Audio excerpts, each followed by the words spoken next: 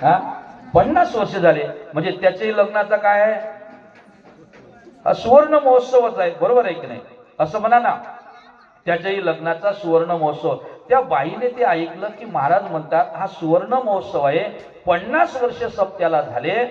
तिला आनंद वाटला. म्हणजे आपल्याही लग्नाला 50 वर्ष झाले. पहिल्याच वर्षी सप्ताह होता, त्याच वर्षी यजमान आपण बसले होतो, आहे की नाही? नवीन नवीन जोड बसलं म्हणजे यजमान बसते ना कुठं कुठं. मग ऐका, आपण बसलो होतो, 50 वर्ष झाली. पण योग असा की त्या दिवशी ती एकटीच आली होती, तिचा मालक आला नव्हता. का? तो चोपडे काका सारखा नव्हता म्हणा, धार्मिक होता. चोपडे काका धार्मिक आहे, पण तो धार्मिक नव्हता.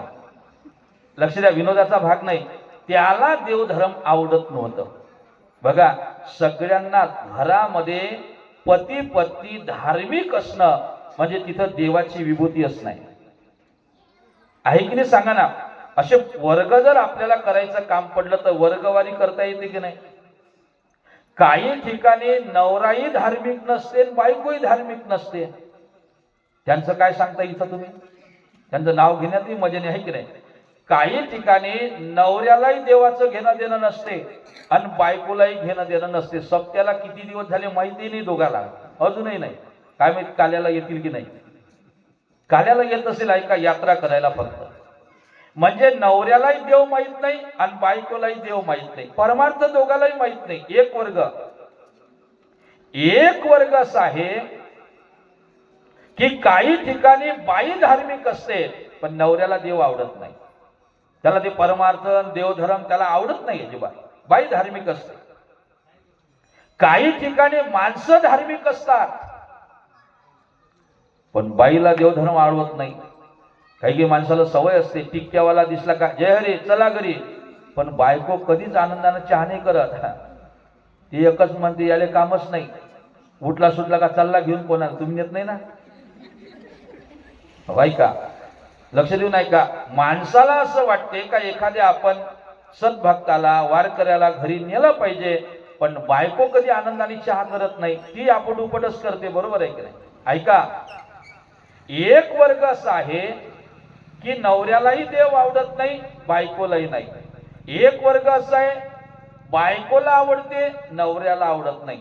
तिसरा वर्ग असा आहे नवऱ्याला आवडते, बायकोला आवडत नाही. पण चौथा वर्ग असा आहे का देवालाही नवऱ्यालाही देव आवडते आणि बायकोलाही देव आवडते. असा एकच वर्ग, तो म्हणजे नाथ महाराजांचा होता. एकनाथ महाराजही धार्मिक होते आणि एकनाथ महाराजांची बायकोही धार्मिक होती. ऐका लक्ष देऊन. असे काही एखाद्या ठिकाणी पाहायला सापडते. याची बायको धार्मिक होती, ती दरवर्षी भागवताला जायची, पण तिच्या नवऱ्याला काही देव वगैरे आवडत नव्हता. कथा संपली आणि घरी गेली. आणि घरी गेल्यावर खूप आनंदात घरी गेली. नवऱ्याच्या पुढे गेली, म्हणे हो तुम्हाला माहिती आहे काय, काही माहिती आहे की नाही तुम्हाला? त्याला काय माहिती आहे, तो कथेतच जात नाही, त्याचं लक्षच नाही आपल्या लग्नाला किती वर्ष झाले काय झाले. मला सांगा 30-40 वर्ष झाल्यावर लग्नावर लक्ष राहते का?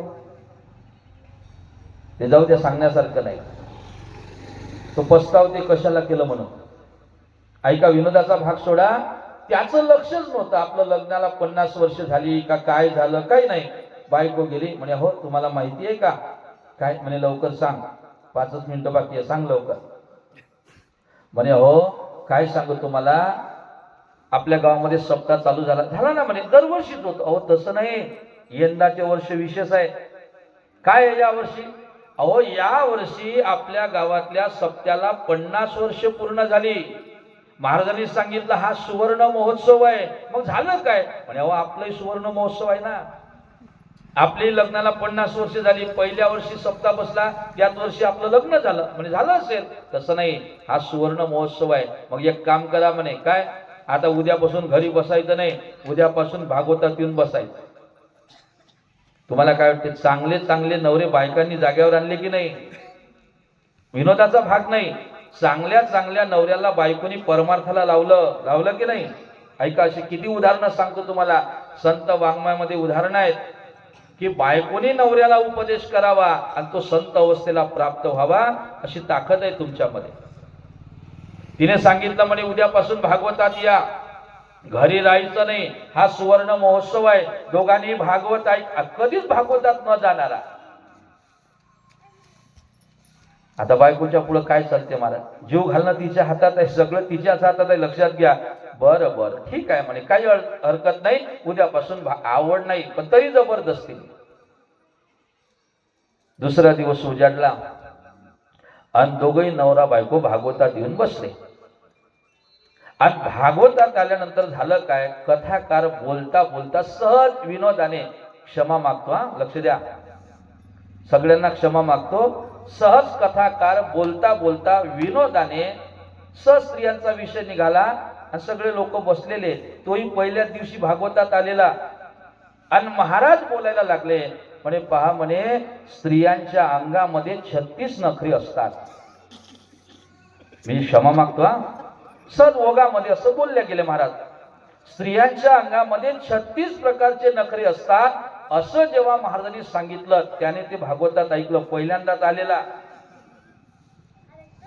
त्याने विचार केला म्हणे, लग्नाले 50 वर्ष झाली, एकही नखरा दाखवला नाही. झोपू नका, एवढं सांगतो फक्त. आपला विषय काय का, स्त्री सोबत वाद करू नये याच्यावर बोलणं चालू आहे. त्याने असा विचार केला म्हणे, 50 वर्ष लग्नाला झाली, एकही नखरा अजून दाखवला नाही. झालं, कथा संपली, आरती झाली, दोघही नवरा बायको घरी गेले. आणि तिने गेल्याबरोबर चहा आणला. पहिले पाणी आणलं. पाणी नाही, नखरा दाखव म्हणे एखादा. 50 वर्ष आपल्या लग्नाला झाले, एकही नखरा अजून दाखवला नाही. एक नखरा दाखव म्हणे. आता ती विचार करायला लागली म्हणे, याले काय दाखवू आहे की नाही. तिने दुर्लक्ष केलं, कसं तरी पाणी दिलं, चहा घेऊन आली. चहा नाही, नखरा दाखव म्हणे एखादा. असं करता करता झोपी जाईपर्यंत जेवायला बसला तरी तेच. तिला काही कळेना काय करावं. तिलाही 5:15 वाजले म्हणून काही कळत नव्हतं. दिवस गेला, दुसरा दिवस उजाडला. त्याचं 15 दिवस चाललं. 15 दिवस सकाळी उठल्यापासून झोपेपर्यंत कोणतंही काम ती करायला लागली. नवऱ्याच्या पुढे आली, मी जेवत नाही, मला एखादा नखरा दाखव, मला एखादा नखरा दाखव. तू अजूनही दाखवला नाही. 50 वर्ष झाले, कुठं लपून ठेवले होते, एक तरी दाखवायला पाहिजे. पण आता 50 वर्षातून 36 पैकी एखादा, बरोबर आहे की नाही, एकही नखरा दाखवला नाही, एक तरी दाखव. ती विचार करायला लागली, याला दाखवूच काय, आता काही कळत नाही. शेवटी 15 दिवस झाले. तिला असं वाटलं आपला नवरा काही ऐकून राहिला नाही. उन्हाळ्याचे दिवस होते. ऐकून ठेवा फक्त, लवकर सांगतो, फार मोठी आहे पण लवकर सांगतो. उन्हाळ्याच्या दिवसामध्ये काय झालं, जुने लोक काय करायचे उन्हाळ्याच्या दिवसात, बोला ना, काय करायचे, नांगराला जायचे की नाही, वखर नांगरायला जायचे जुने लोक. आता हा रोज उन्हाळा लागलेला आणि हा सकाळीच नांगराला जायचा. आता नांगराला गेल्यानंतर बायकोचं काम काय, आपल्या जुन्या आपल्या खेळातल्या भाषेमध्ये बायकोला नवरा काय म्हणतो, येताना 8-9 वाजता काय घेऊन ये, न्याहारी घेऊन ये, न्याहारी म्हणते ना, शिदोरी न्याहारी, नाश्त्याचं. न्याहारी म्हटलं तर अडाणी वाटते, बरोबर आहे की नाही. न्याहारीचं घेऊन ये असं नवरे बायकाला सांगतात. झालं काय, याने बायकोला सांगितलं म्हणे, आता येता येता नाश्त्याचं घेऊन ये 8-9 वाजता. हिला काही खाता सुट नव्हतं. 15 दिवस झाले होते. रोज काही करायचं काम पडलं का एखादा नखरा दाखव, एखादा नखरा दाखव. तिने असं ठरवलं, आज याला नखरा दाखवूच म्हणे आपण, आज दाखवायचाच आपण, काही झालं तरी चालेल. ऐका, निघाली नाश्त्याचं घेऊन, पण तशी नाही निघाली. पाणी होतं कुठंतरी असं साचलेलं. आणि त्या तिने अंगोनीने आवडीने काय केलं, 2-4 मासे पकडले. सांगू नये पण सांगतो, मासे करते ना मासोळ्या, 2-3 मासे तिने 4-5 मासे पकडले. एक डब्बा घेतला, त्याच्यात पाणी टाकलं, लक्ष द्या, आणि त्याच्यात ते मासे घेतले, डब्बा लावला, नाश्त्याचंही घेतलं, रात्रीचंच उरलेलं होतं, आणि घेतलं, आणि ते मासे घेतले सोबत, निघाली वावरात. आता याचा नांगर चालू होता. ऐका, नांगर चालू असताना उन्हाळ्याचे दिवस, किती ऊन तापते हो, बरोबर आहे की नाही. आता ती जमीन नांगरत असताना लक्ष देऊन ऐका, याच नाही, मागून आली. आता एक काम करते म्हणे, आपल्या नवऱ्याचं लक्ष नाही, नांगर चालू आहे. आणि नांगर चालू असताना लक्ष दे जा, तिने हळूच याच्या मागे गेली, तो डब्बा उघडला आणि डब्बा उघडल्याबरोबर त्या ज्या मासोळ्या होत्या ना त्याच्यामध्ये ते लगेच त्या नांगरामध्ये ज्या उखरलेली जागा असते ना त्या जागेमध्ये त्या मासोळ्या टाकून दिल्या. आणि टाकून दिल्याबरोबर लगेच बाजूला आली आणि आवाज दिला, म्हणे अहो शिदोरी घेऊन आली. मग त्याने असं मागं ओढून पाहिलं तर त्या मासोळ्या काय दिसल्या? हा, नाही समजून राहिलं का? अशा उडते ना, जीवना वेगळी मासोळी तैसा तुका तळमळी. त्या मासोळ्या अशा तळमळायला लागल्या, कारण काही क्षण राहते की नाही पाण्यावाचून, काही क्षण, जास्त वेळ नाही. त्या मासोळ्या उडायला लागल्या आणि ते त्याला ते दृश्य दिसलं. म्हणे अगं काय आहे? म्हणे काय म्हणजे तुम्ही नांगरलं त्याच्यातून निघाले असेल. लक्ष देऊ नाही का? नांगरल्यातून म्हणे हो मी आताच आली, मलाही हे दिसलं. आणि त्याने ते दृश्य पाहिलं. काही वेळ त्या मासोळ्या अशा उड्या मारत होत्या, तळपळत होत्या. बायकोला त्यांनी विचारलं, म्हणे हे कसं झालं? म्हणे माहिती नाही, तुम्ही नांगरत असताना त्याच्यातून निघाल्या असेल. आता मला सांगा, उन्हाळ्यात हा आणि मासोळ्या त्याही त्या शेतात. महाराज त्यांनी ते पाहिलं, त्यालाही आश्चर्य वाटलं. म्हणे कसं झालं? बायकोने सांगितलं काय माहिती कसं झालं. म्हणे पण निघाल्या ना, जाऊ द्या ना. काही वेळामध्ये त्या मासोळ्या मरण पावल्या.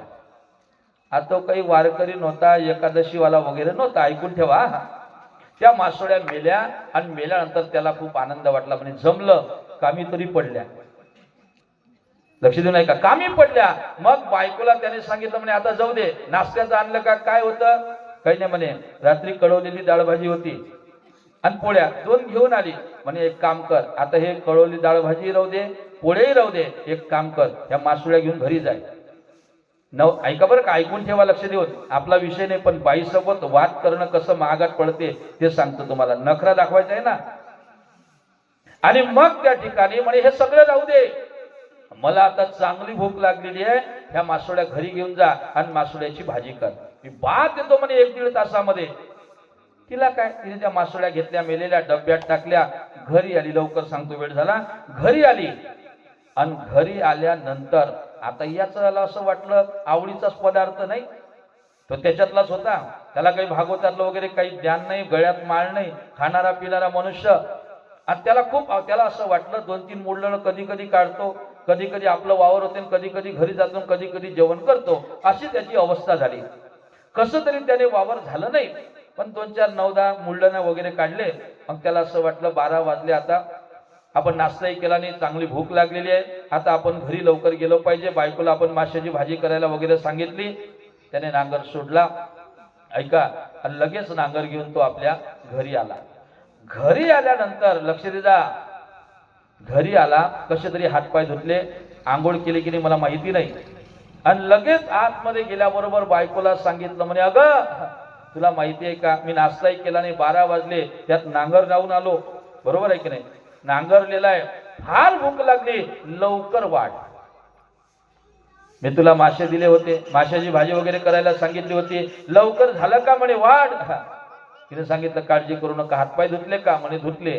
त्याने हातपाय धुतले आणि बसला येऊन. तो जेवायला येऊन बसल्या बरोबर बायकोने ताट वाढून आणलं. काय आणलं माहितीये का तुम्हाला? कळवली डाळ भाजी आणि पोळ्या. जे नेलं होतं तेच वाढलं. काय होईल आता? बोला लवकर. काय होईल आता? प्रेमानं तो त्यालाच माहिती, तो एवढा गरम झाला, तुम्हाला काय सांगावं. त्याने सांगितलं, म्हणे तुला कळालं का? तुला माहिती आहे की नाही, मी सकाळी नाश्ताही केला नाही, माशाची भाजी होईल घरी म्हणून मी तसाच आलो, सकाळी काही खाल्लं नाही, आता चांगला जेवायचा ओढा येईल म्हणून मी तुला माशाची भाजी करायला सांगितली आणि तू ही कळवली डाळ भाजी आणली. तिने सांगितलं मी काय करू? म्हणे काय करू? मग आता शांत बसला असेल काय. मग ताटावरून उठला, बायकोशी वाद घालायला लागला, बायकोला मारायला लागला. आणि मारता मारता ते भांडण बाहेर आलं चौकात सोमीनाथ महाराजांच्या. आणि बाहेर आल्याबरोबर सगळे लोक गोळा झाले. आता सगळे लोक गोळा झाल्यानंतर लोक विचारायला लागले, अहो काय झालं, कशाचं भांडण आहे? का भांडताय तुम्ही, का बायकोला मारता?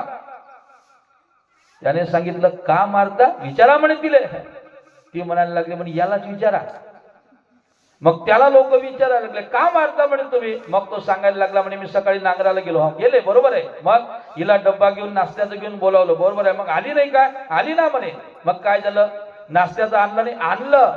पण मी नांगरत असताना ऐका बरं का, जमिनीमधून मासे निघाले म्हणजे 4-5. आता मला सांगा, नया अकोल्यातल्या लोकांना खरं वाटेल काय उन्हाळ्याच्या दिवसात? तुम्ही झोपले का? खरं वाटेल का सांगा ना. लोक म्हणायला लागले हा मूर्ख आहे काय, उन्हाळ्याच्या दिवसात कसे मासे निघतील. बरोबर आहे. ती नांगरत असताना मे महिन्यामध्ये म्हणजे काय अहो निघाले म्हणे. मग काय झालं, ते मासे निघाले, मी हिला भाजी करायला सांगितले. लोक म्हणायला लागले मग मूर्खा, जंगलामध्ये मे महिन्यात मासे निघत असते काय, तिला सोडून दिला यालाच हाणलं. ऐका, गावातल्या लोकांना खरं वाटेल की नाही मे महिन्यात मासे निघणार का, काही बोलतो, याचाच गुन्हा आहे, बायकोचा गुन्हाच नाही याच्या. आणि जर नया अकोल्यातल्या लोकांनी ठरवलं याच्या बत्ती द्यावी, हे असा ठोकला त्याला. गावातल्या लोकांनी थंड गार केलं, बायको घरात निघून आली आणि लोक निघून गेले. मग घरात आला आणि घरात आल्यानंतर सांगितलं म्हणे का ग काय आहे हे, तूच सांगितलं मला मासे निघाले, मी स्वतः बघितलं आणि लोक म्हणतात निघाले नाही. तिने सांगितलं काही नाही, बसा. त्याला बसवलं, घरात गेली आणि मग माशाची भाजी घेऊन आली. केली होती ऐका. मग मासुळीची भाजी घेऊन आली आणि वाढली. त्याने सांगितलं म्हणे का ग हे पहिले का नाही आणली, हे पहिले आणली असती तर मार खायचं काम पडलं असतं काय. तिने सांगितलं हे पहिला होय म्हणे. तुम्हाला समजलंच नाही. 15 दिवस झाले तुमचं चालू आहे, नखरा दाखव, एखादा तरी दाखव, एखादा तरी दाखव. हा पहिला नखरा म्हणे दाखवला, दुसरा दाखवू काय. त्याने सांगितलं नाही आरती करतो पहिले, राहू द्या. नाही समजलं का तुम्हाला. अहो एक नखरा दाखवला तर त्याला अख्ख्या गावाचा मार खावा लागला, बरोबर आहे का. एकच दाखवला, दुसरा दाखवलाच नाही. आणि त्याने सांगितलं आता इथून पुढे एकही दाखवू नको म्हणे. आपलं उदाहरण संपलं. सांगण्याचं तात्पर्य एवढं आहे, गुन्हा कोणाचा आहे बोला, गुन्हा बायकोचा आहे की नाही. पण मारलं कोणाला लोकांनी, नवऱ्याला मारलं. याचं कारण आहे स्त्री सोबत कधी चुकूनही वाद करू नये. कितीही गुन्हा स्त्री आपला असला किंवा स्त्रियांचा कितीही गुन्हा असला तरी माणसाने स्त्री जातीसोबत कधीही भांडू नये, हे लक्षात घ्या. अधिक चुकून काय काय करू नये याचा विचार आपण उद्याच्या प्रवचनात करू. म्हणून आतापर्यंत झालेली आपला विषय काय, ज्ञानेश्वरी किती महत्वाची आहे, हा आपला मुख्य विषय, हे लक्षात ठेवा.